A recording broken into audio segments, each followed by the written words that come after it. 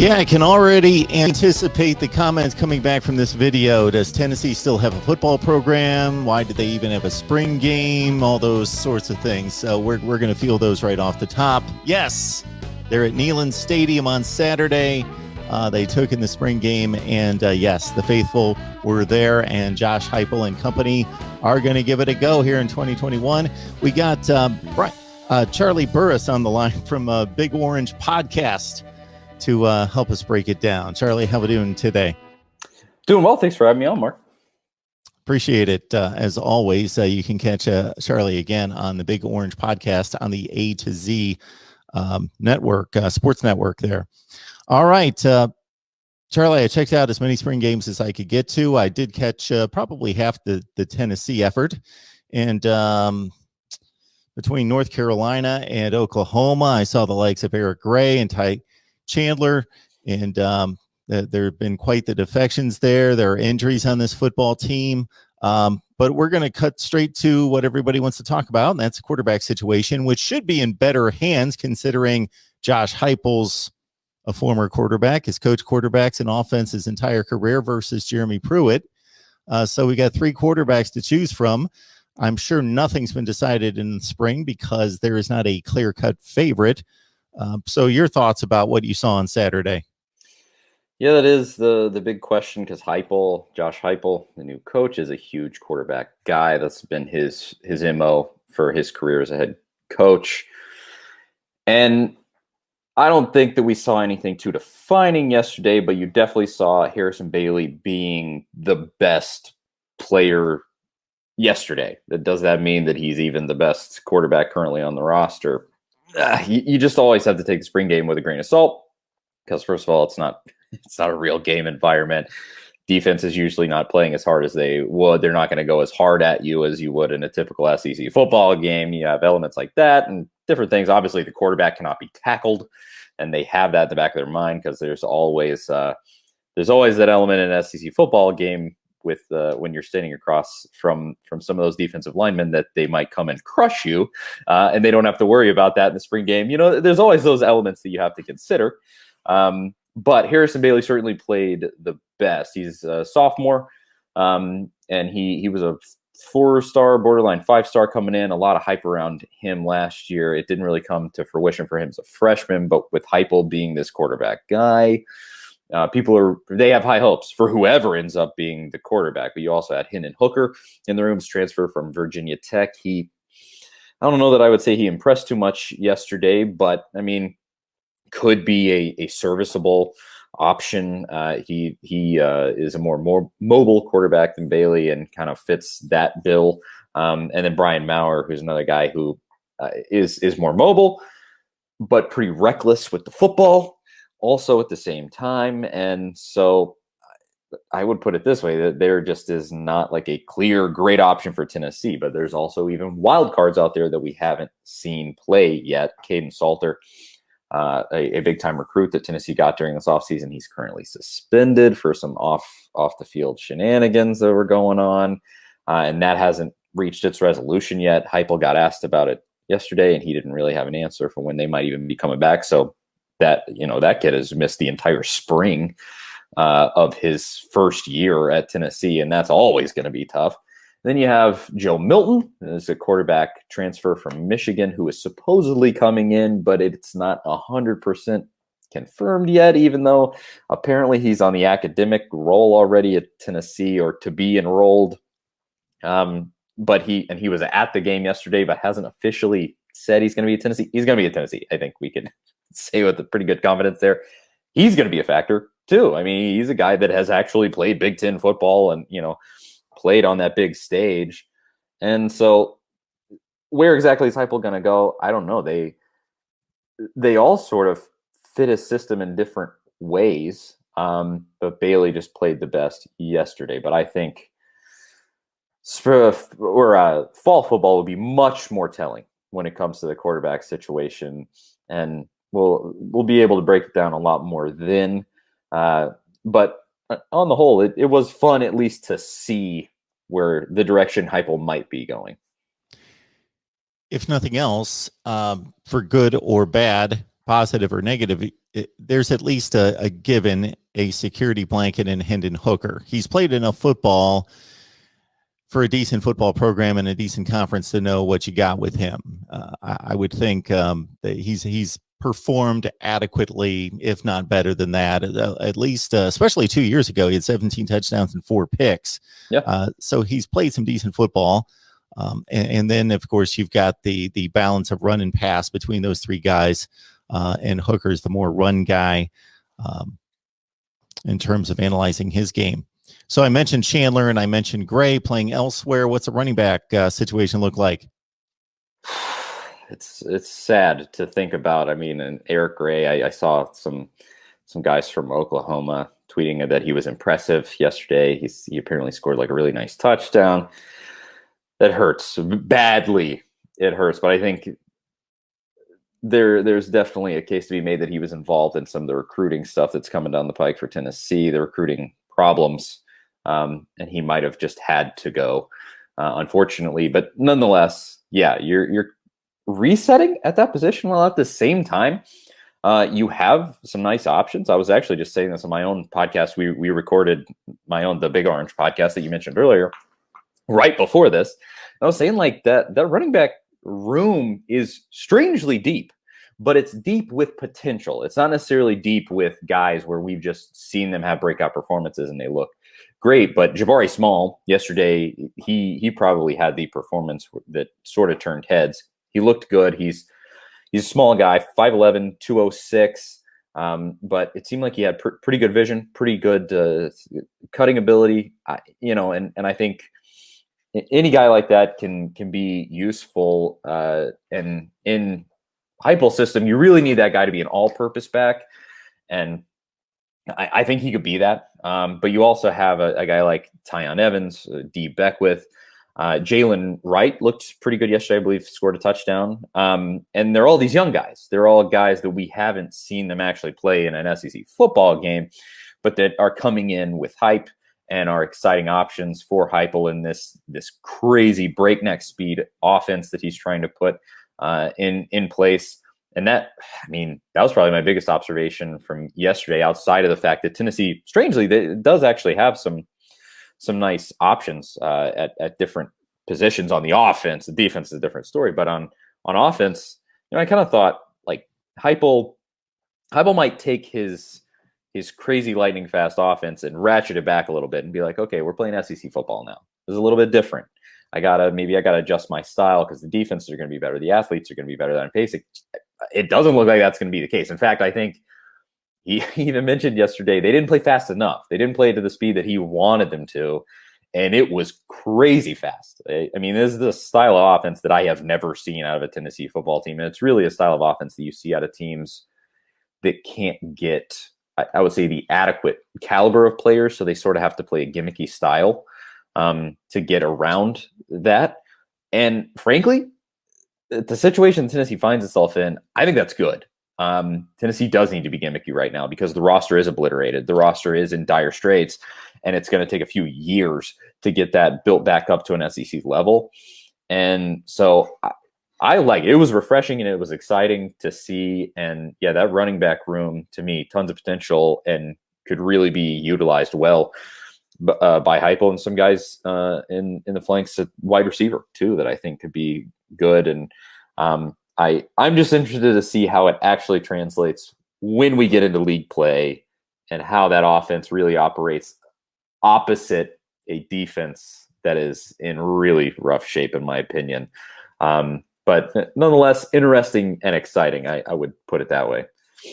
We always enjoy the conversation with Charlie Burris. You can catch him on his new podcast, the Big Orange Podcast. He was at Neyland Stadium for the orange and white game. And, you mentioned the defense, but before we move to the defense, first of all, who's Jack Jancic? I'll ask that question. Jack Jancic is John Jancic's kid, who John Jancic was a Tennessee assistant coach with Butch Jones. That's who he is at a baseline. But then he's just, I believe, a walk-on at Tennessee, and scored 2 touchdowns yesterday. Again, spring game. You gotta take it at what it is. I didn't even take into account who he was running those routes against when he scored. It could have been walk on walk on. So it's like not top talent against not top talent equals a touchdown sort of a thing. Nonetheless, it's one of those funny spring game stories where people go like, "Oh, well, who's this kid? Where is he coming from?" Hey, maybe he turns into Hunter Renfrow. I don't know, but I would bet, if I'm a betting man, that we don't see much of him in the upcoming season, and unless maybe he puts in the work and he does become that guy. But when I look at this roster, he's not at the top of the depth chart, but just got playing time because it's spring game. But hey, I love a good story like that. I hope he does become that guy. But there are, you have the Jalen Hyatts and guys like that, Cedric Tillman, some different guys that might be ahead of Zach Jancic, unfortunately for him. Either way, Charlie, we can edit this video to make you look good because you made all the disclaimers about Jack Jancic's not this guy, but we do have the one slice of, hey, he could turn out to be Hunter Renfrow. Yes, and I will make sure that I cut this out. When that happens, I'll make sure that I cut this out and I brag that I called it. I knew. But yeah, that is, he probably won't be that guy, and Tennessee really does have, that's another position where they kind of have a pretty decent set of talent, kind of a couple of guys in particular that are more in that senior set of players. Velus Jones Jr., who was a USC transfer last year and really showed some signs that he could be a guy. I think he's going to be probably the primary option. I mentioned Cedric Tillman a minute ago. He made some really nice plays yesterday. Jalen Hyatt, another young guy who showed out last year but hasn't truly gotten his shot yet, that I think could be exciting. And then a whole other set of just young, fresh off the recruiting trail guys coming in that have clearly tons of talent, but it just has to be wrangled and put into the right place on the football field. And hopefully Heupel can do that. We'll see. Please like the video, share the videos on social media. I say that all the time because if you enjoy the content, then others will as well. So please share the videos out on social media so folks don't know necessarily who Charlie is, where to find him, that I'm here talking college football every day. So again, check out the banner there. It's the Big Orange Podcast, hosted by Charlie Burris, who joins us on a regular basis to talk Tennessee football. So I'm having trouble following the offensive line in regards to, I know for years it was subs SEC standard, but between Butch Jones recruiting and Jeremy Pruitt, they got to a place a season or two ago where it was pretty darn good. Where do we stand along the offensive front now? There's still some guys on the offensive line that could be good anchors. Cade Mays, bona fide 5-star out of high school, went to Georgia, transferred back to Tennessee last year with Pruitt. He's still there with his brother Cooper, who was also a highly rated recruit out of high school. You have some guys like that we haven't seen amazing play from, but if used correctly, I think they could. Otherwise, just like I mentioned with the wide receivers, and this is also true a lot of the defense, you have a lot of guys who could be good, but we just haven't seen it yet. I haven't seen. I can't tell you anything definitive without evidence in front of me. But there's just an unproven set of players on that offensive line. Even if you do have there's also Jerome Carvin, Kieran Calvert, some guys like that have played, but we just haven't seen the great play out of them. Do they have the potential to be that guy with good coaching and getting put in the right scheme? Absolutely. But is it some kind of certainty where Tennessee's offensive line, like last year, I think coming into the season, the analysis of that offensive line was like, wow, there are 4 former 5-star players on this offensive line. They should be excellent. They did not meet expectations, and it was a really disappointing season all the way around. I think we all know that. But there's not a situation like that. But are there pieces on this offensive line, like a Cade Mays, who was a bona fide 5-star coming out of high school, that could be really good? Yes, the scheme is changing so much, where it is this faster, simplified system where you probably want smaller offensive linemen, not giant hog mollies, whatever you want to call them, like you get with some of the more slower plotting offenses. And so that's definitely a change too, and can change the way that those guys work in the trenches. And so it is probably the element that in my analysis, everybody always wants to see the running backs, the wide receivers, and the quarterbacks, but everything starts with the offensive line, man, and protections and creating holes for your running backs and making their correct blocks on screenplays, yada, yada, yada. I mean, it just makes such a huge difference. And it's just another piece of this team that's a wild card right now, because you just have potential. But do you truly know coming into the season, like, yes, you have this established guy and this established guy and this established guy? Yeah, a couple. But more than that, not really. We're not really sure where they are depth-wise. Not really sure where they are even in a starting set of players, frankly.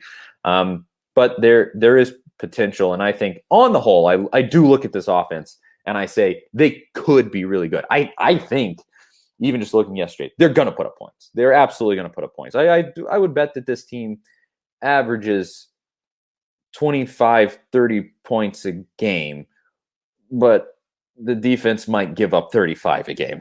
Unfortunately, is how I currently, after that spring game, that's how I kind of see this team probably shaking out. You can get a free Tennessee mask at voiceofcollegefootball.com. We got a free mask for you there. You get 20% off your first purchase, and also entered into a $25 gift card giveaway. If you don't want a mask, still go to voiceofcollegefootball.com. We established our website about 6 weeks ago. We're doing some good things there. Charlie Burris on the line from the Big Orange podcast, breaking down Tennessee football. So let's get to the defense, because you got this offense that's going to outscore the opponent. And I would have said a few years ago in the SEC, that's a bad formula. It just doesn't work in that conference. But football's changing all around, and that's even invaded the SEC to a certain extent. So it can be done. You still have to play defense and stop people, just like you still have to have an offensive line, even if you're going to get the ball out of the quarterback's hands quickly and try to mitigate a struggling offensive line. It can be done, but only to an extent. The offensive line still is a key component. So let's get to the defense. And you alluded to a long list of injuries that's not making matters any better. But are these guys that just kind of sat out because they were nicked up, or anything that's going to be a concern toward August? It's always hard to say, because they keep all of that stuff very close to the vest. I mean, like, you had arguably one of the best guys on this defense was sort of inconspicuously absent yesterday, and Darrell Middleton, his defensive lineman, asked Heupel about it after the game, and he was just like, well, he was out, but he's going to be back. Like, that's all you can get out of a coach, unfortunately. But on the whole, with this defense, you take a look at the depth and the experience that you have, and it's not there, frankly, almost across the board. I mean, the linebacker position is perilously thin, unless there are guys that just haven't grown into the star that they're eventually going to be. I mean, it's just more of what I was saying earlier with a lot of the offense. It's guys that, they could be good. Tyler Barron at linebacker, he showed some last season, like, oh, that was a great play. That looked pretty good. But on the whole, like, he hasn't led a defensive unit. He hasn't played an entire season as a starting linebacker in the SEC. Like, it's a whole different challenge when you bring a guy up from being kind of a early on in their career backup to suddenly being the starter and having to carry the load of a SEC football team. I mean, it is just a different dynamic. There's Alontae Taylor is a defensive back. I think they're definitely hoping that he's going to be like a vocal leader. He's just shown on on social media. It seems like he's really been a hype man for everything with the defense this year. And that's good. You need a guy like that. You definitely need a guy like that. But he's also a guy like, he hasn't shown on the football field that he's going to be the dude. He's not Eric Berry. And, you know, of course, that's a ton to ask of somebody. Eric Berry is Eric Berry. But, like, you just don't, there's not across the board. There is not just one guy that I go like, that's who you look to. But last year, it was kind of Henry To'oTo'o, the middle linebacker. I mean, he was ostensibly the leader of the defense, even as a true sophomore. He's gone. And that's extremely unfortunate. He was the best player that you would have had coming back by far. And, you know, you lost it. That's the situation that Tennessee is in. And you're going to have to find those guys. You're going to have to find these leaders that you don't know that you have yet. And it's hard to see where that's coming from just from spring ball. You may see it more in fall when everything gets closer to being real. But just as of right now, I mean, it is thin. It's going to be a tough road to hoe for those boys. And Tim Banks, the defensive coordinator, like it appears like he's never really called plays in his career, even though he's technically been a defensive coordinator during his time in college football. Like, he's never been the play caller at a school. So you got a coach coming in kind of into a new position. You have tons of players coming up having to be a starter for the first time in big time college football. And then the biggest factor to me is that you're playing across from an offense that is playing at a breakneck speed. And if they go 3 and out on a possession, they go 3 and out in about 30 seconds, literally 30 seconds, and you're right back on the field. And I could see there's definitely going to be some games where you play a pretty decent defense and you know, Tennessee's defense is suddenly fatigued by the middle of the second quarter, you know, and they're gasping for breath, hoping for halftime. And it's going to be tough, and it's going to, you know, you can just see it coming. It's going to make this new defensive coordinator look bad. And even though he might not be bad, he might actually be a good coach, but he's just working with the pieces that he has. And it is a tough situation. I do not feel as confident in this defense as I do with the offense, because it's going to be extremely difficult to play complementary football with an offense playing that quickly. That just is what it is. And maybe Heupel just has the confidence in himself where he goes, well, we're not going to go 3 and out. We're just not going to do it. Like, okay, fine. It's easy to say right now, but when you're actually on the field playing against Florida in the swamp, how is that actually going to translate? You know? And so it's concerning. I would absolutely be lying if I said that it wasn't. And that is just the situation Tennessee finds itself in, because they've had, you know, totally incompetent administrators and coaches for the last 10 years. And here we are. Yeah. And I'm going to state the extreme negative before. Well, you just stated the extreme negative long term, and we've seen the ramifications. I'm going to state more the in the moment negative that could spin into a bit of a positive in response to it. Would be, you've lost your best defensive player, your best offensive lineman, your 2 best running backs to the transfer portal. Well, we're in a situation where this transfer portal went crazy for about a month to 6 weeks. It's died down because there's been spring football. Now, spring football is concluding across the country. Guys are going to get a feel for where they stand on their particular teams. And if you want a combination of a big name program that's struggling, that needs players, Tennessee would be the destination. So I would think the transfer portal could be a good thing here in the next couple months. If you saw what I saw yesterday and interpreted it the way that I did, that has to be your hope for Tennessee football, is that they just go wild on the transfer portal. And I'm sure that Heupel is thinking the same thing. Obviously, I mean, we already talked about this quarterback that's coming in from Michigan. I think he was the exact situation that you're talking about. He may have just felt out like, this isn't happening anymore for me at Michigan. This is just not my spot, and I got to go. And so the opportunity presented itself at Tennessee. I think there's certainly not a defined starter at quarterback, and so he sees an opportunity. He's going to take it. I think across the board on the defense, that is the case. There's almost no position where just across the board you have your set starters. So that just isn't there for that defense. So tons of opportunity there. And on offense, it's a little more defined, but still just up in the air in a lot of places. I think that is a big element that Heupel could pull out of his hat in between now and September, is bringing in guys like that. We'll see if he actually does, how that translates. Because, I mean, you got to think, the sell is still so tough for Heupel. Because what do you say to a kid who maybe is 3 years in, has 2 years, or 2 years in and has 2 years left of eligibility, and you're facing down potentially maybe like 2 years of a bowl ban, and you look at that kid in the face and he goes, well, what are we going to do, coach? We going to win some championships or something? And Heupel goes, well, we might play in a bowl game, or we might self-sanction and not be able to play in a bowl game. And you might, the sell is tough across the board for Heupel right now. And it is the situation, the culmination of all of these egregious, horrific mistakes that Tennessee has made at an administrative level, all the way down to the grad assistants at UT. It's been a nightmare.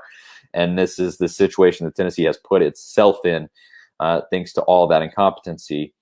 And Heupel is just walking in to that situation. And if he can take it head on and really embrace it, which it seems like he's doing, which is good. He's keeping a positive attitude, around that facility, which Lord knows is probably hard to do right now. And, just making it as optimistic as you can, trying to sell these kids what you can, and then just go from there. That is all that you can do if you're him. And hopefully he does pull that rabbit out of his hat. The opportunity is there. He just has to go and take it. We'll see, because it takes a long time and a lot of players to flip a football roster. This isn't basketball where you just have 10-ish guys to worry about. You have a whole bunch of depth you got to worry about in the SEC, so that you can run with teams that are just packed with 5 stars, and so many elements like that. And the situation that Tennessee finds itself in is this: if you can go 500 this year, 6-6, man, what a year that would be. To me, I think there would definitely be Tennessee fans that would hear that and go like, oh God, don't lower the expectations like that. That's the situation Tennessee's in. It really is. We have to face facts. You have to face facts of where Tennessee is at and meet them where they're at, and go, where Tennessee needs to get to right now is not the playoff. Obviously, you want to get to the playoff. That's anybody that would say otherwise is stupid. But where you want to get to, and your short-term goal, is you need to get back to like 9 wins. Let's get back to 7 wins. And then we can talk about 9. And then we can talk about 10. And you just got to go from there and face the reality of where Tennessee is. And I think your perception of the program and your enjoyment of the football that you're going to see will be a lot better and easier if you just really, like I said, meet them where they're at and be real about where this team is. I think you can differentiate the standard versus the expectation. The standard being, okay, we've got a big-time football program. We've got a great tradition, image, brand, all those other things going for us. And so long-term, our standard are still, we want to win championships here, and that's what we're going to hold our coaches accountable to long-term. But the expectation is miracles aren't going to happen in 1 year. So the expectation is more moderate for this particular football team. Now let's take the progress that you just outlined. Charlie Burris joining us from the Big Orange podcast. And Charlie, I got to tell you, I feel for you, because I know that you love your football program, you love your football team, and you got to be sick of seeing Tennessee football on all the online lists of once we're great, should be great, disappointment after disappointment. It gets old after a while. And when I say it gets old, it got old 8 years ago. At that point, before Butch Jones ever showed up, I was fed up. Dooley had driven the thing into the ground, and we went through Butch, and then Pruitt's a nightmare, and the hole just keeps getting deeper and deeper. And you just go, at a certain point, like, when do we reach the bottom? When do we hit the bottom? That's what we're searching for at this point. Surely this whole ordeal with Pruitt is the bottom. Surely. Or Pruitt, Fulmer, the whole nightmare. You have to essentially exile, one of I would say the greatest coach of the modern era, and one of the greatest coaches you've ever had in Phil Fulmer, because as an athletic director, he drove your football program into the ground. Like it's horrific. It's absolutely horrific what the situation Tennessee has found itself in.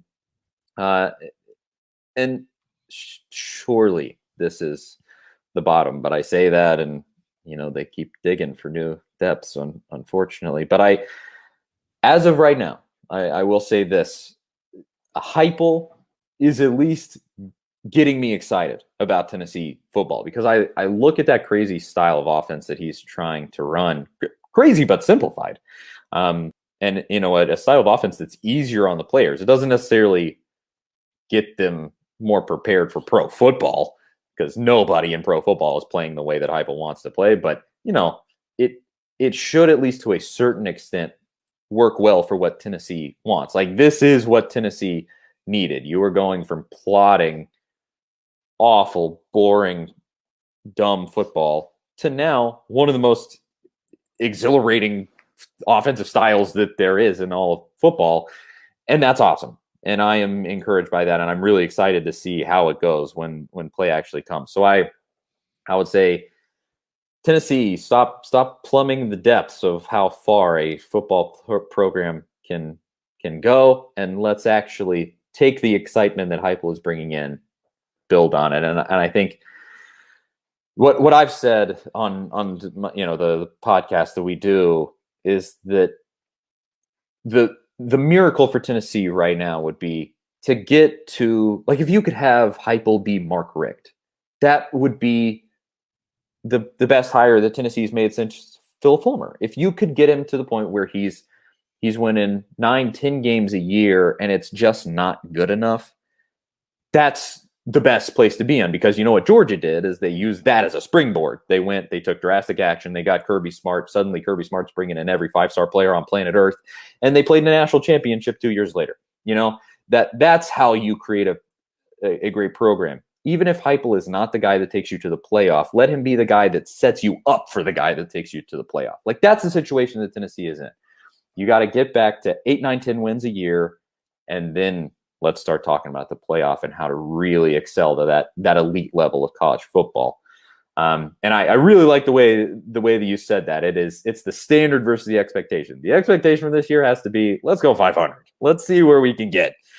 But of course, the standard in the long run is we got to get back up to the upper echelon of college football, because with the resources and the unbelievable fan base that Tennessee has, I mean, just endless amounts of money, hundreds of thousands of fans, it's frankly an embarrassment what Tennessee football has become, and it needs to get back to where it was. I think college football as a whole, with how rabid and crazy this fan base is and the excitement that they bring to anything Tennessee does, it's honestly good for college football when Tennessee is good. I think ESPN probably likes it if Tennessee is good, because they know they're going to get eyeballs watching games. And so it needs to happen for Tennessee's sake, for college football's sake, frankly.